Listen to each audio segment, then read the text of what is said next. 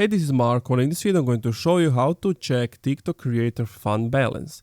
But before I show you how to do that, subscribe to the channel, it helps me out a lot. So what you want to do is you want to open up your TikTok app.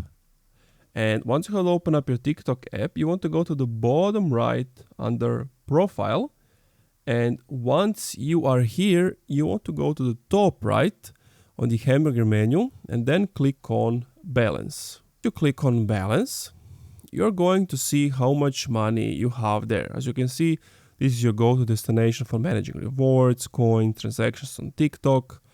Easily check rewards, so find your rewards from live, creator fund subscriptions and more. And you can manage your coins. So use coins to support the content of your favorite live creators with gifts or promote your own videos. And this is basically how it looks like. You have coins. If you click on coins, you can recharge them. Recharge means buy more coins.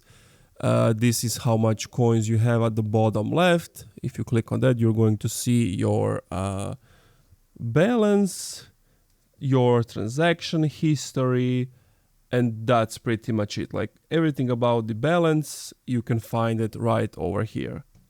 And that's it. Thank you for watching this video. If you enjoyed, leave a like, comment, subscribe.